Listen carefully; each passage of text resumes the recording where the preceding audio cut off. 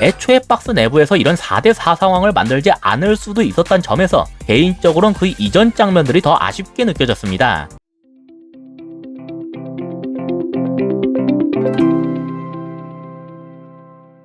안녕하세요. 축구 보는 기자 축복입니다. 챔스 결승에서 레알이 리버풀에게 1대0 승리를 거뒀는데요. 지루했단 평가도 좀 있지만 개인적으로는 상당히 재밌게 본 경기였어요. 기록적으로 보면 슈팅 자체는 리버풀이 엄청나게 많이 가져갔습니다. 전체적으로 봤을 때 리버풀이 주도권을 쥐고 레알이 선수비 후역습으로 대응하는 경기였는데요. 레알이 리버풀의 6분의 1밖에 되지 않는 슈팅을 기록했음에도 그중 하나를 성공시키면서 우승을 거뒀다는 점이 인상적인 경기였습니다. 그래서 오늘은 리버풀이 주도권을 쥘 수 있었던 수비 방식과 그걸 이겨내고 우승을 거머쥔 레알의 득점 장면에 대해 분석해봤는데요. 이따 레알의 득점 장면에서도 다룰 테니까 리버풀의 수비 방식에 대해서 간단하게만 먼저 소개하겠습니다. 먼저 마네의 역할은 카세미루에게 향하는 패스기를 막는 거예요. 최초에 카세미루를 잡고 있다가 그 패스기를 차단하는 루트로 쿠르투아나 센터백에게 압박을 가하는 것이 얘의 역할입니다. 마네가 튀어나가면서 카세미루 쪽이 일시적으로 비게 되는데 이건 티아고가 적절하게 위치를 잡으면서 견제할 수 있도록 했어요. 본래 티아고만큼에는 모드리치지만 딱 봐도 다른 중미들보다 위치가 높죠. 패스가 투입되더라도 거리가 멀기 때문에 충분히 파비뉴가 대응을 해줄 수 있었습니다. 약간 유동적인 좌측과 다르게 우측은 마크맨이 꽤 명확했어요.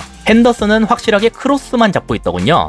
이렇게 중앙 쪽을 잡고 있을 때 레알이 택할 수 있는 선택지는 풀백에게 돌리는 건데요. 예를 들어서 센터백에게 넘긴 다음에 얘네가 풀백에게 투입하는 식이 될 수 있겠죠. 리버풀은 오늘 자신들의 풀백들을 모두 4백 라인에 위치시켰기 때문에 풀백들이 풀백을 막는다는 식의 수비는 할 수 없었습니다. 그래서 리버풀은 이걸 윙어 활용을 통해서 막았는데요. 처음엔 레알의 센터백과 풀백 사이 즈음에 위치시킨 다음에 골키퍼로부터 센터백에게 볼이 투입될 때 풀백에게 향하는 패스기를 차단하는 루트로 센터백을 압박하는 식입니다. 쉽게 말해서 윙어들에게 센터백과 풀백을 동시에 견제할 수 있도록 만든 거예요. 이런 식의 전방 압박 컨셉으로 리버풀은 레알의 전개를 아주 효율적으로 막아낼 수 있었습니다.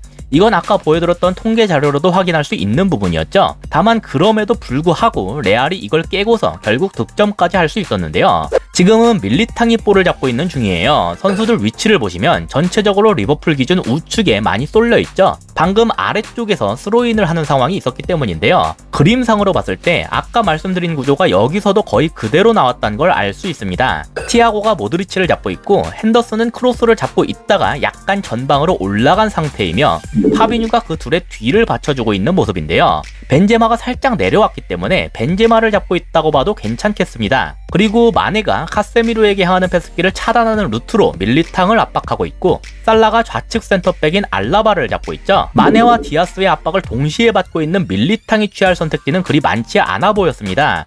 아니 사실 쿠르투아에게 주는 것 외에는 선택지가 없었다고 볼 수도 있을 정도인데요. 여기에서 리버풀에게 문제를 안긴 것은 디아스의 선택이었어요. 본래 얘의 임무는 아까 말씀드린 대로 카르바알에게 향할 수 있는 패스기를 차단하는 루트로 센터백을 압박하는 겁니다. 그리고 지금 위치로만 보면 그게 충분히 가능할 상황이죠. 근데 디아스는 조금 생각이 앞섰던 것 같아요. 카르바알에게 향하는 패스기를 차단하는 것이 아니라 아예 이렇게 쿠르투아에게 압박을 들어갔는데요. 아마 디아스는 밀리탕이 쿠르투아에게 줄 거라고 확신을 한 것 같은데 여기에서 밀리탕이 이걸 보고서 침착하게 카르바알에게 넘기는 것에 성공했습니다. 이 패스 하나가 리버풀에게 굉장히 큰 영향을 미쳤어요. 리버풀은 로버트슨과 아놀드를 전방 압박에 가담시키지 않았죠. 그리고 좌측 중미인 티아고는 기본적으로 모드리치를 잡고 있어야 했습니다. 따라서 디아스가 무력화된 지금 리버풀에겐 엄청나게 넓은 공간을 확보하고 있는 카르바알을 막아줄 선수가 하나도 없게 됐어요. 더불어서 연쇄적인 문제가 하나 더 발생했는데요. 아까 마네가 카세미루에게 향하는 패스기를 차단하는 루트로 밀리탕에게 압박을 가했다고 말씀드렸죠.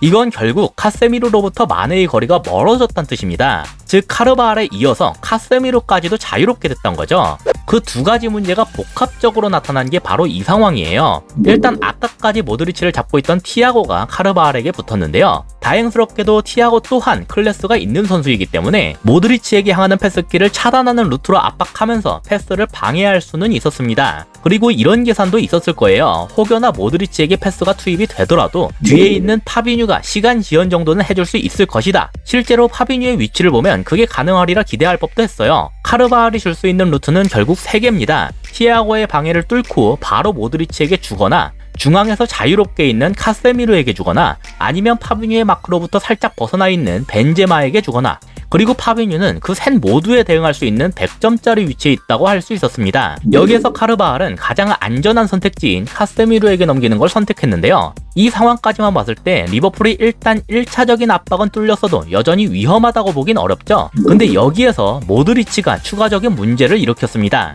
모드리치가 그대로 중앙 근처에 있는 게 아니라 아예 측면으로 쫙 붙어버렸는데요. 저 정도로 측면까지 가버리면 파비뉴가 어떻게 해줄 수가 없겠죠. 그럼 이건 누가 막아야 되냐? 위치상으로 이제 모드리치를 막을 수 있는 선수는 로버트슨이 될 수밖에 없었어요. 그래서 로버트슨이 지금 발베르데보다 한 칸 앞으로 나와 있는 건데요. 카세미르는 자기 앞을 파비뉴가 막고 있기 때문에 모드리치에게 볼을 넘겼고, 그걸 보자마자 로버슨이 아주 타이트하게 모드리치에게 붙들어 갔습니다. 잘만 하면 뒤에서 오는 디아스와 같이 모드리치를 쌈 싸 먹을 수도 있었는데, 역시 모드리치는 모드리치더군요. 뒤로 쭉 물러나긴 했지만 여기에서 볼을 빼앗기진 않았어요. 그리고 여기에서 주목할 것이 로버슨과 디아스의 이동 방향인데요. 로버슨은 뒤에서 앞으로 가면서 압박하고 있고, 디아스는 앞에서 뒤로 압박하고 있죠. 그래서 모드리치가 아예 뒤로 빠지니까 이런 위치가 됐습니다. 그대로 뒤에서 압박하던 로버슨이 앞으로 갔고, 디아스는 뒤로 가면서 얘가 풀백처럼 위치하게 됐어요.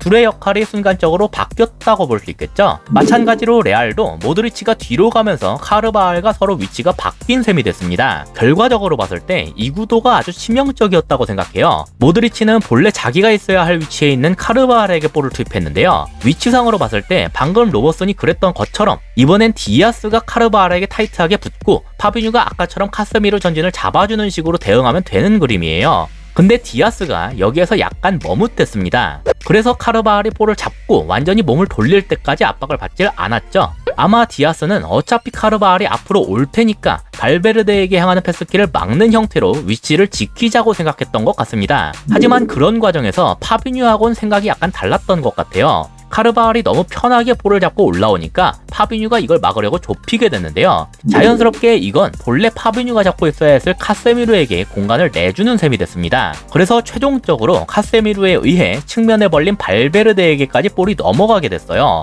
그리고 이 장면에서 위치도 주목할 선수들이 몇 있는데, 디아스, 카르바할, 로버슨입니다. 리버풀 진영 쪽으로 디아스가 가장 가깝고 그 다음이 카르바할, 마지막으로 로버슨 순이죠. 하지만 발베르데의 마지막 패스가 투입되기 직전의 모습을 보시면 카르바할과 로버슨이 디아스보다 훨씬 앞에 있는 걸 알 수 있습니다. 로버슨이야 애초부터 멀리 있었으니까 그렇다고 쳐도 얘 대신 풀백 위치에 있던 디아스의 복귀가 카르바할보다 늦었다는 건 상당히 아쉬웠어요. 반다이크는 안으로 들어오는 발베르데와 바깥으로 뛰어오는 카르바할에게 2대1 상황으로 몰리게 됐고, 때문에 발베르데가 투입하는 패스를 온전히 방해할 수가 없었습니다. 여차하면 발베르데가 카르바할 쪽으로 빼줄 수도 있었으니까 이것도 같이 대비해야 했거든요. 아놀드가 뒤로 뛰는 비니시우스 쪽을 조금 더 잘 잡았으면 어땠을까 싶긴 했지만 애초에 박스 내부에서 이런 4대4 상황을 만들지 않을 수도 있었던 점에서 개인적으로는 그 이전 장면들이 더 아쉽게 느껴졌습니다. 이상으로 오늘의 영상을 마치도록 하겠습니다. 시청해주셔서 감사합니다.